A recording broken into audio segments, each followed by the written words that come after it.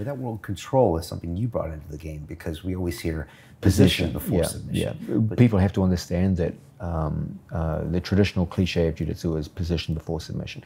There are many ways to control someone.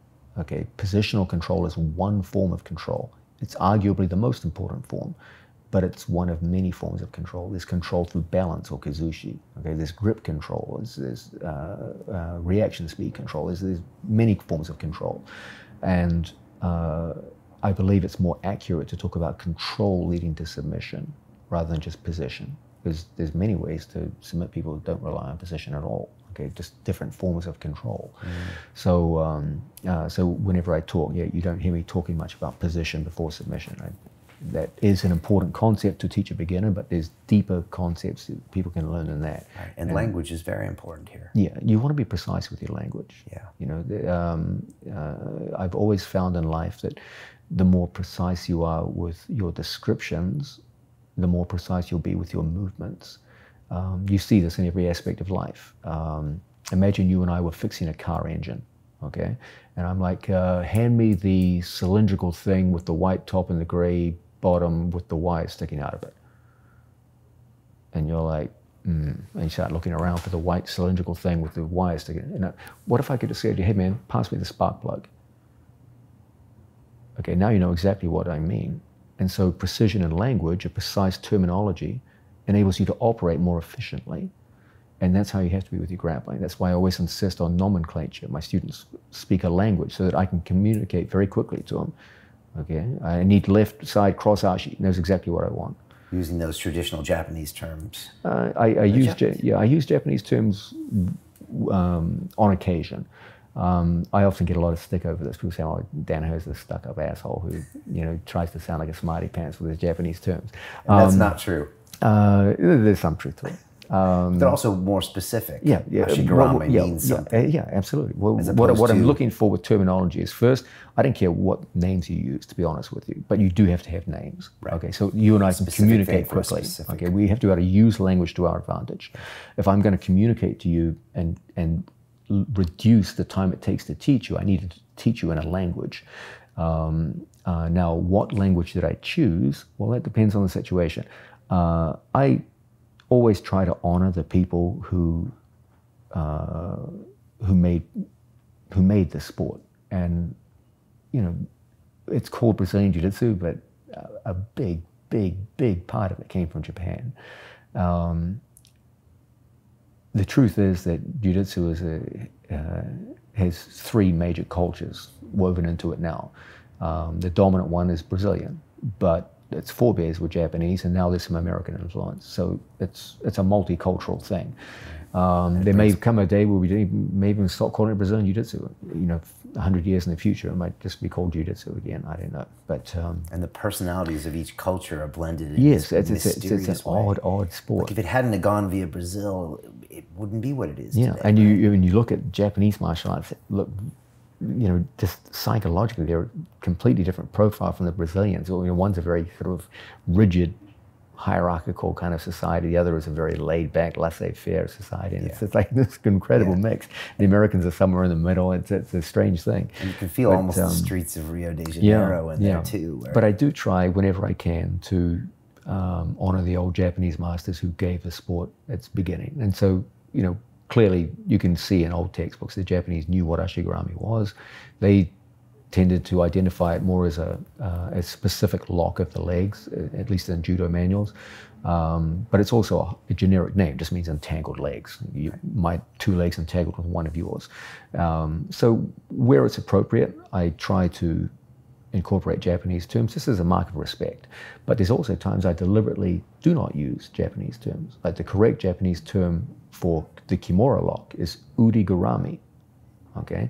But if I'm in a crowded amphitheater with the crowd going crazy and I start calling urigurami, phonetically it's too close to ashigarame. So my student might not understand what the hell I'm saying. Did he call for urigurami or ashigarame? I didn't hear it. It's too noisy in here. So if phonetically names are too close, then I won't use the Japanese term. So I use kimura, the same way the Brazilians do, even though technically it's the incorrect term. So there's a mix of practical and I guess, honorific reasons why I use certain terms. Where I believe it's appropriate, I try to honor the old masters of the sport. Certain moves were not made in Japan, like the berimbolo is purely Brazilian. So of course I use the Portuguese term. So wherever the move originated from, if I can, I try to honor the people that made it. If that's not practical, because phonetically it might be confusing in an amphitheater, in a crowded arena when I'm trying to call instructions, then I will change things and make it so. So there's practical and cultural reasons why I choose terms, but all that's beside the point. You just got to have a language. We have to be able to communicate effectively, clearly, where I can call commands to you and you can immediately react to them in the appropriate fashion. And that's the basic demand. And you started working both of these systems in parallel then? Basically, the insight was that there's an overarching jiu-jitsu system, right? Okay, and within that, we can make it a better martial art by incorporating many systems within that. So there are certain niche areas of the sport. In particular, the submission holds that I believe are the most high percentage submission holds in the sport. Ashigarami-based leg locks, variations of strangles from front headlock position, mostly the guillotine, rear naked strangles, which are the most high percentage of them all, the armbar, judikatami, the triangle stranglehold, and kimura. Okay, so most of my work is centered around 6 submission holds, and I try to build elaborate systems around those 6 submission holds. Then there's the whole idea of positions can also be worked in a systematic fashion. Certain positions, not all of them. For example, closed guard is a pretty localized part of the sport. Okay, when you lock someone in a closed guard, it tends to limit movement. Right. And so this is an area which could be realistically systematized. Okay, because it's the options that both athletes have are rather limited in that position. So it's entirely feasible to systematize it.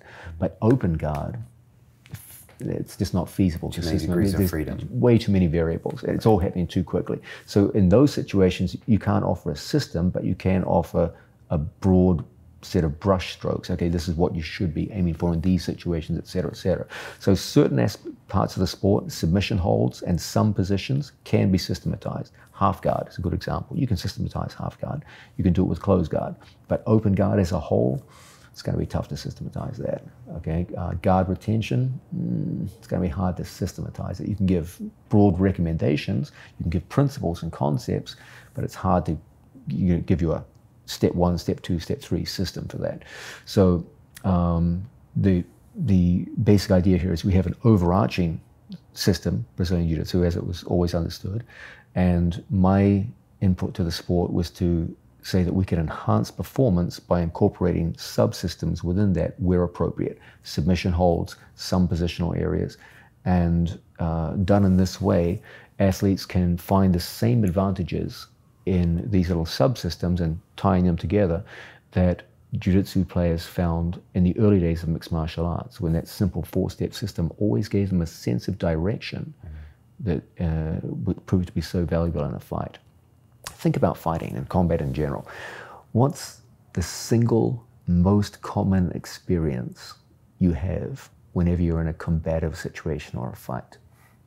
Not knowing what to do next. Yeah, it's failure. Yeah. You try something, and 9 times out of 10 it fails. So the thing that you have to be able to accommodate is failure. That's the most common occurrence. You try, for every 10 moves you try against someone your own size and your own skill level, you can pretty much reliably figure that 8 or 9 times it's going to fail. And so the ability to deal with failure is really the #1 priority that you want to build upon as a combat athlete. And that's exactly what a system does. Right.